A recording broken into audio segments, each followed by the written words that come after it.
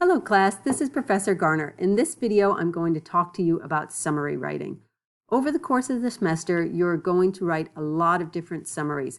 They're going to be an integral part of the 2 annotated bibliography assignments that you're going to be. Those are 2 big unit assignments that will each require a number of summaries. And so I wanted to give you an introduction on how to write good summaries, and that actually starts with good reading and good note-taking. Right? In the last lecture, you read the chapter on note-taking, and you took notes on an oral presentation from Freeman-Hrabowski. In this, we're going to talk about taking good notes while reading. All right, and that involves a reading process, and that starts with pre-reading or before you read, right? So the minute you're given an article, something that you need to read in order to complete an assignment, you want to preview that article, just look it over, see how many pages it is, start making some connections to the reading, start guessing about what the topic is going to be by looking at the title and any subheadings, any pictures that might be associated with the article. And then I'm going to skip to the last bullet about set a purpose for reading. When you set a purpose for reading, that helps you stay engaged with that reading because you're not maybe just reading it for fun. You're reading it for a purpose. You're looking for information in that article. And when you're looking for something specific in an article, that will help you to stay engaged with the reading. So often a professor will give you a purpose for reading, right? They'll say, read this chapter, we're going to have a quiz on it tomorrow. Or in the case of this assignment, read this article, you're going to have to write a summary on the article, right? So there's your purpose. You know that you have to write a summary on it. And as we learn more about summary, that should help you know what to look for when you're reading the article. But if your professor doesn't give you a purpose for reading, then you might want to set your own purpose. And that might be through making predictions or asking questions. And so you can use the title of the article to start making predictions about what it's going to be about, or making questions for yourself. Turn that title into a question, look at the subheads, turn those into questions. And then you have a purpose for reading, right? You're trying to find the answer to those questions that you've made for yourself. Okay, so you're doing your pre-reading. Okay, the next thing is to read the text, and you're going to practice active reading. Okay, that means you're going to be involved with the text. You're interacting with the text. It means annotation, which for the sake of this means taking notes in the margins usually of a text. Or on a separate sheet of paper if there's no room in the margins. Okay.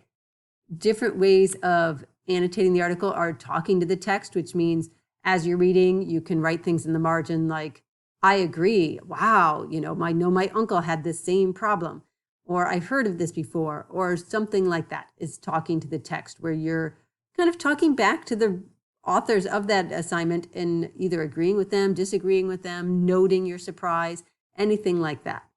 Also, during active reading, you might want to circle some words you don't know, and so then you might need to come back to them. And then just in general, taking some notes. Something I do when I'm reading, especially if I know I have to do a summary, is that every paragraph, depending on the length of the paragraph, or maybe 2 or 3 paragraphs, I stop, I check in, I try to summarize those in my own words, and I write that summary down in the margin of the article, or again, if there's no room, on a separate sheet of paper. You can use some of the note-taking strategies we learned during the note-taking lesson about Cornell notes, or any of those to do active reading. After you've read, make sure that you can ask yourself, what was this article about? What was the main idea of the article or the author's thesis statement? And then think about how did the author support that main idea or that thesis statement. Maybe you spend a little time reflecting on the reading, if you liked it, if you agreed, if you didn't agree. Make sure that you can state the main idea and what you learned from the article. If you can't do that, right, you probably weren't really reading actively. And think again about how the author supported his or her argument. Now it's ready time to write your summary, right? You've read the article thoroughly, you've taken your notes. Now it's time to write the summary. In your first sentence, you'll always list the title of the article and the author's name of that article, the original source. Then you'll go on to stating their main idea or thesis statement of the article.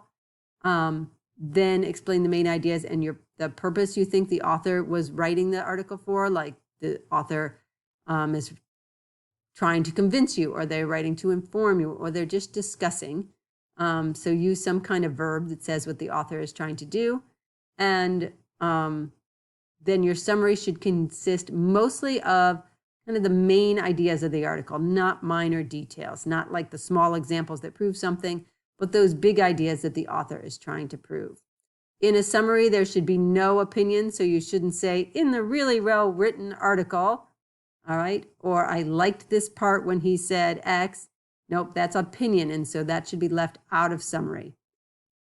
Summary also you should strive to write the summary all in your own words. Sometimes if the author has a particular turn of phrase or way of saying something or defining something, then you may want to use quotes, but that should be pretty sparingly. And again, if you are using your own word, somebody else's words, make sure to put them in quotation marks. Oh, it's not switching to, there we go. Next slide. All right, so this is an example. There's a short article here that you can read as we go along, and there's going to be an example of how to do a summary of this article. So this is the article. I'm not going to read it to you, but I'll leave it up here for a minute so you can quickly give it a skim. It's actually on the next slide, and so that'll be maybe a better place to look at it. So I'm going to move on. Okay, so here is that same article, but on this time I've annotated, all right, which means I put notes in the margin. I've underlined some of the main ideas as I saw them and made note of that in the margin. Give you a minute to try to look at that information.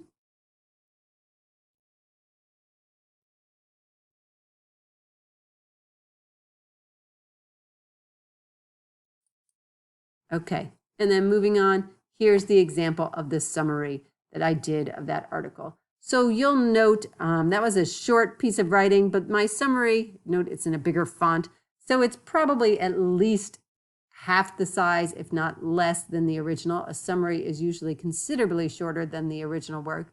You know, for a couple pages, it might be one paragraph. Even, you know, if it's 10 pages, you still might be doing one paragraph.